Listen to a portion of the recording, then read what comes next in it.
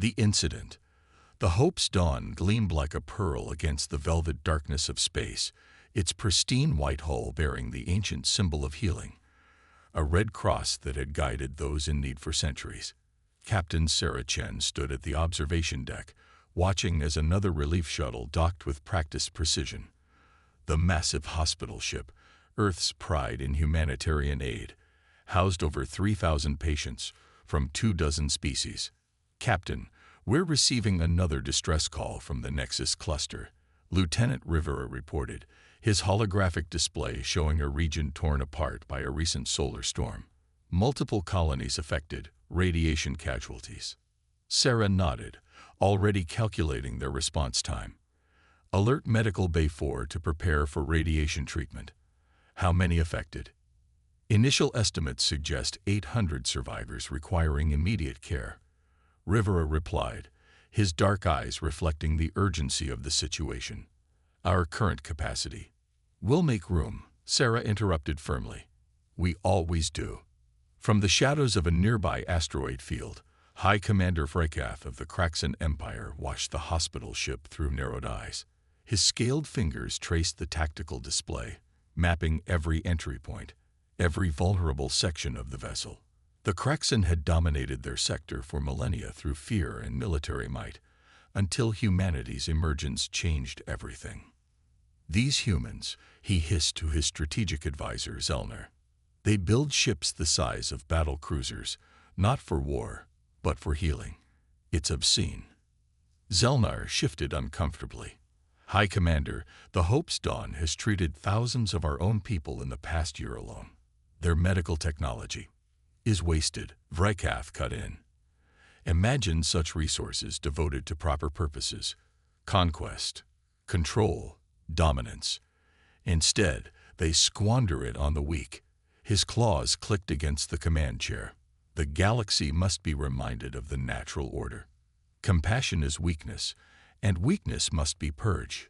Aboard the Hope's Dawn, Dr. Maya Patel moved swiftly through the pediatric ward, checking on her youngest patients. A young Kraxan child, scales still soft with youth, reached out with a trembling hand. Maya took it gently, noting with satisfaction that the infection was finally receding. "The fever's breaking, little one," she smiled, adjusting the medical nanites programming. "You'll be home soon." The ship's AI chimed softly. "Dr. Patel, incoming trauma case in Bay 2. Multiple casualties from a mining accident." Maya straightened, already moving. "On my way." "Have the regeneration chambers." The first blast caught them completely by surprise. The impact threw Maya against the wall as warning klaxons screamed to life. Through the viewport, she watched in horror as a Kraxan warship decloaked, its weapon systems glowing with deadly purpose. "This is Captain Chen of the Hope's Dawn." Sarah's voice rang clear through the emergency channels. "We are an unarmed medical vessel. We have critical patients aboard, including your own citizens. Please cease." The second blast tore through the primary medical bay. In the pediatric ward, Maya threw herself over her young patient as emergency force fields snapped into place. Through the chaos of screams and alarms, she heard the child whimper in fear. "Attention, human vessel." Vrekath's voice dripped with contempt across all frequencies. "Your species' weakness ends today. Let the galaxy witness the price of compassion." The third blast struck their engines. On Earth, in the depths of the Lunar Command Center, Admiral James Chen, Sarah's father, watched the attack unfold through quantum-linked feeds. His face remained expressionless as he entered his command codes, but his hand shook with barely controlled rage. "They're targeting a hospital ship," his XO whispered in disbelief. "Sir, the protocol." "Yes," James said quietly, pressing his palm against the quantum scanner. "Activate the Terminus fleet. All of it. Deep within asteroid fields, beneath the surfaces of seemingly dead moons, and in pocket dimensions throughout human space, warships that had remained hidden for decades began to wake. They were not the sleek, peaceful vessels that humanity showed to the galaxy, but dark, angular shapes bristling with weapons that defied conventional physics. The Hope's Dawn's final transmission cut through every channel. "This is Dr. Maya Patil. We have children in critical care. Please, we just need time to evacuate." Static consumed her words as the fourth blast struck. In the Lunar Command Center, James Chen watched his daughter's ship break apart. His voice, when he spoke, carried the weight of humanity's full, terrible potential. "We gave them hospitals," he said. "Now show them why." Throughout the galaxy, quantum sensors began detecting massive energy signatures as humanity's true fleet emerged from hiding. The age of mercy was over, and the stars themselves seemed to hold their breath. High Commander Vrekath was still savoring his victory when the first quantum ruptures appeared. The void around his ship blazed with ethereal light as space itself parted, revealing shapes that his sensors struggled to comprehend. The vessels that emerged were unlike anything the Kraxan had encountered in their 1,000-year history of warfare. "High Commander," Zelnar's voice cracked with fear, "we're detecting similar ruptures throughout Kraxan space. They're appearing above every major world." The human ships were obsidian arrows against the stars, their hulls seeming to drink in light rather than reflect it. No communication arrays, no visible weapon ports, just smooth, angular surfaces that defied traditional naval architecture. They moved with impossible precision, forming complex geometric patterns around Vrekath's fleet. "Impossible," Vrekath whispered. "Their technology is centuries behind ours. They build hospital ships, not." "This is Admiral Helena Drake of the Earth Defense Force Terminus Fleet." A cold voice cut through every frequency. "You targeted our mercy. You murdered our healers. You killed children under our protection." Each sentence was delivered with mechanical precision. "Now you will learn why we chose to build hospitals instead of warships. Why we dedicated our largest vessels to healing rather than harm." On the bridge of the EDF Nemesis, Helena stood motionless, her silver hair reflecting the tactical displays that surrounded her. The quantum AI merged with her consciousness through her neural interface, showing her everything. Every Kraxan ship, every population center, every strategic asset in their empire. Their powering weapons, her XO reported unnecessarily. The quantum link had already shown her the energy buildups in the Kraxan vessels. "Let them," Helena replied softly. "Show them." The first Kraxan shot passed harmlessly through the space where the Nemesis had been, the ship having shifted between quantum states before the energy beam could connect. Around the battlefield, other human vessels performed similar feats, appearing to phase in and out of reality itself. "Impossible," Vrekath roared as his weapons found no purchase. "No species has mastered quantum state shifting. The energy requirements alone. That's why we appeared primitive," Zelnar whispered, finally understanding. "They weren't behind us technologically. They were so far ahead that they could afford to show us only their mercy." Throughout Kraxan space, the dark human vessels maintained their silent vigil. No weapons fired, no demands made. They simply waited, their presence a reminder of power held in check. Admiral Drake's voice returned, accompanied by a transmission that made Vrekath's blood run cold, medical logs from the Hope's Dawn's final moments. He watched Dr. Patil using her own body to shield alien children. He saw Captain Chen's last act, diverting power to the stasis fields around critical patients rather than the shields that might have saved her own life. "We chose mercy," Drake continued, "because we had mastered war so completely that we could afford to. Your attack didn't reveal our weakness, High Commander. It simply ended our commitment to showing you only our kindness." In the Lunar Command Center, Admiral Chen received the quantum-encrypted updates. The Terminus fleet had achieved position around every strategic target in Kraxan space. The entire operation had taken less than 15 minutes. "Sir," his XO reported, "the Kraxan High Council is requesting emergency communication. They're offering unconditional surrender." James Chen thought of his daughter's last transmission, of the patients and medical staff who had died believing in humanity's pledge to do no harm. Tell Admiral Drake she has full operational discretion. The galaxy will learn why Earth's hospital ships travel unescorted. On the Nemesis, Helena Drake received the authorization she had been waiting for. High Commander Vrakath, she broadcast, you will witness the difference between those who choose not to harm and those who cannot harm at all. Your empire has 1 hour to evacuate all medical facilities. We would hate to be accused of targeting hospitals. As the countdown began, Vrakath finally understood the terrible truth. Humanity hadn't built its civilization on healing because they were weak. They had built it on healing because they were so unfathomably strong that they could afford to focus on mercy, and he had just shown them a reason to demonstrate why. The next 45 minutes saw the greatest mass evacuation in Kraxan history. Medical facilities were cleared with desperate efficiency as the dark human vessels maintained their silent vigil. Through it all, the quantum-transmitted sounds of the Hope's Dawn's final moments played on every frequency: medical alerts, emergency protocols, and the voices of those who had died trying to save others. In the Kraxan capital of Vexthor, Supreme Commander Kizora watched the evacuation with growing dread. The tactical displays showed human vessels in perfect formation above every major population center, their presence a reminder of how completely they had infiltrated Kraxan space without detection. How long have they had this capability? She demanded of her strategic council. How did we miss this level of technological advancement? We didn't miss it, her chief scientist replied, mandibles clicking nervously. They showed us exactly what they wanted us to see.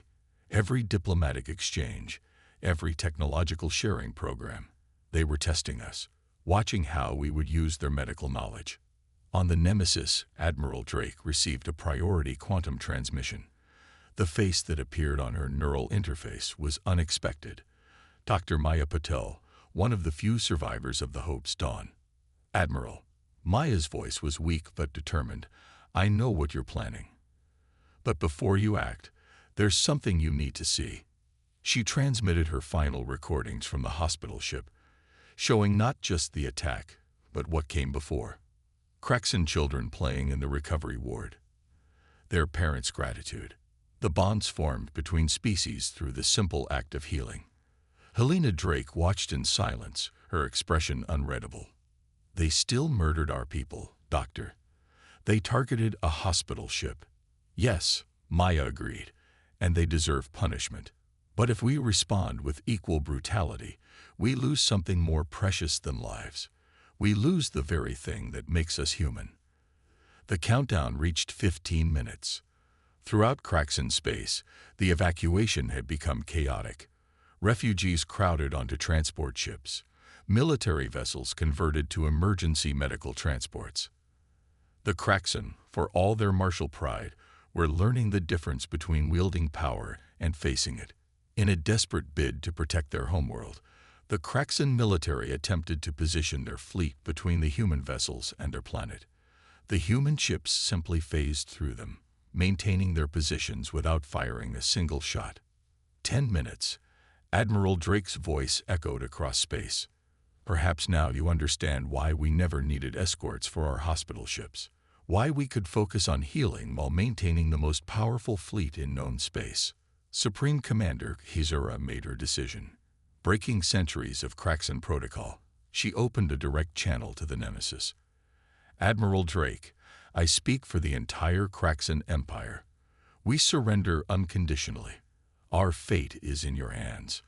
In the quantum silence that followed, humanity faced its own crucible. The power to devastate an empire hung in the balance, justified by the laws of war and the demands of vengeance. But another voice spoke through the quantum link, the archived words of Captain Sarah Chind during the Hope's Dawn's commissioning ceremony. We build hospitals in space because we can. We heal without question because we should. Our strength isn't measured by our capacity for destruction, but by our choice to preserve life. 5 minutes remained on the countdown when Admiral Drake made her decision. A decision that would reshape galactic civilization's understanding of both power and mercy. This is Admiral Helena Drake to all Kraxan worlds.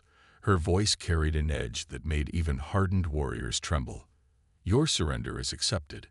Now witness humanity's response to your attack. The obsidian ships shifted in perfect synchronization.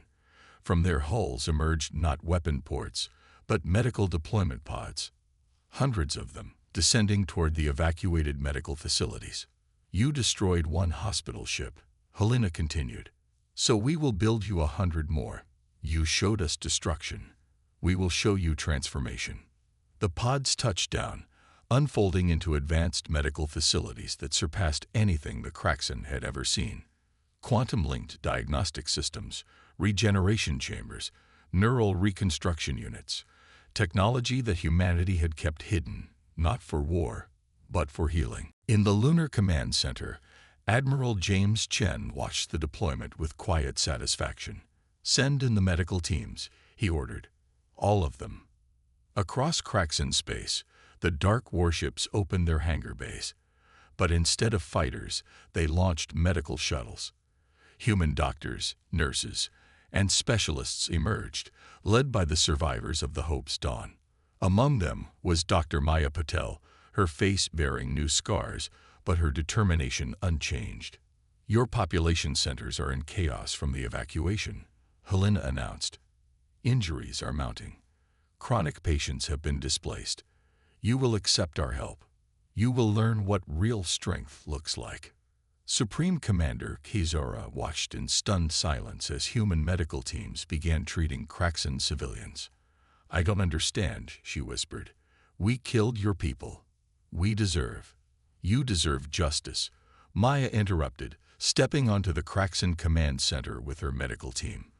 But justice doesn't always mean punishment. Sometimes it means teaching a better way. The human medical teams worked tirelessly, their advanced technology seamlessly integrating with existing Kraxan facilities. They treated not just the injuries from the evacuation, but chronic conditions that had plagued the Kraxan for generations. High Commander Vrakath, confined to a holding cell aboard the Nemesis, received the reports with growing bewilderment. Why? He demanded of his guards. Why respond to our cruelty with kindness? Because we can.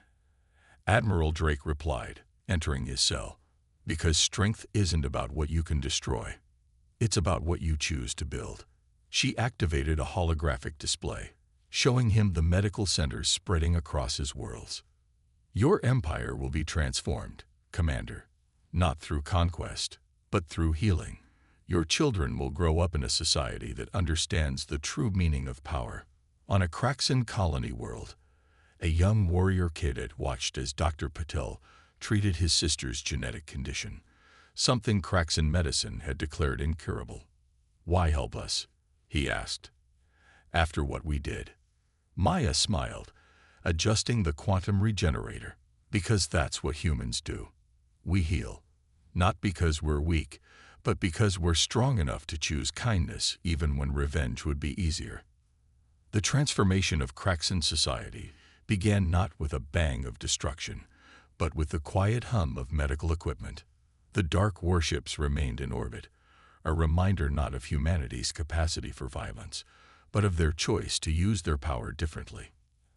Admiral Drake stood on the bridge of the Nemesis, watching the medical networks expand across Kraxan space. Send word to Earth, she ordered. Begin construction of the next generation of hospital ships. Bigger this time. Better. The Kraxan will never forget this humiliation, her XO warned. Good, Helena replied. Let them remember the day they learned that the strongest response to violence isn't more violence. It's the courage to remain true to your principles, even when revenge burns in your heart. 1 year later, the new hospital ship Hope's Renewal rose from Earth's orbital shipyards. Twice the size of its predecessor, its white hull gleamed with the same red cross that had marked humanity's healing ships for centuries. But this time, something was different. Along its sides, written in every major galactic language, were the names of those lost aboard the Hope's dawn. Admiral James Chen stood at the commissioning ceremony, his dress uniform adorned with the new insignia of the combined medical fleet, a fusion of the ancient caduceus with symbols of advanced quantum technology. Beside him stood Supreme Commander Kazara, her presence a testament to the changes of the past year. The Hope's dawn taught us all something vital. James addressed the gathered dignitaries from across the galaxy. Power isn't measured in weapons or territory. It's measured in the choices we make when those weapons are at our disposal. In the audience, Dr. Maya Patel sat next to the young Kraxan warrior whose sister she had treated that fateful day. The girl was now training as a medical technician, part of the first wave of Kraxan youth, choosing healing over warfare. The galaxy expected us to respond with destruction, Maya whispered to her young friend. Instead, we showed them something far more powerful, the strength to heal even those who hurt us. Throughout Kraxan space, the advanced medical facilities deployed by humanity had transformed society. Warrior clans now sent their children to study medicine alongside combat. The dark human warships had withdrawn, but they left behind something more lasting than fear. They left understanding. High Commander Vrekath, serving his sentence by working in one of the new medical centers, watched as a human doctor taught Kraxan medical students. The doctor's hands moved with practiced ease over quantum diagnostic tools that would have seemed like magic just a year ago. I once thought their mercy made them weak, Vrekath told his guards. Now I understand. It took more strength to heal us than it would have to destroy us. In orbit above Earth, Admiral Helena Drake supervised the final preparations of the Hope's renewal's maiden voyage. The ship would carry an integrated crew, humans working alongside members of every major species, including the Kraxan. We're receiving requests from 17 systems for medical assistance, her XO reported, including 3 that were previously hostile to human presence. Helena smiled. Plot a course. All of them. The galaxy is learning what humanity has known for centuries. True power lies not in the ability to take life, but in the choice to preserve it. As the Hope's renewal prepared to depart, carrying the legacy of its predecessor and the promise of a different kind of future, a message was transmitted across all frequencies. It was Captain Sarah Chen's final log entry from the Hope's dawn, discovered in a quantum-encrypted buffer. To those who come after us, we built this ship not because we were weak, but because we were strong enough to choose healing over harm. Remember us not for how we died, but for how we lived, with open hearts and helping hands, even in the darkest of spaces. This is humanity's true legacy. This is our gift to the stars. The Hope's renewal engaged its quantum drive, disappearing in a flash of light. But it left behind more than just empty space. It left a galaxy forever changed by the realization that the most advanced civilization in known space had achieved that position not through conquest or dominance, but through an unwavering commitment to preserve life. And in the depths of space, where the Hope's dawn had made its final stand, a memorial station now orbited. Its quantum beacons transmitted a single, eternal message in every known language. Here humanity proved that the greatest power is not the ability to destroy, but the choice to heal. Remember the Hope's dawn. Remember the choice. Remember the dawn.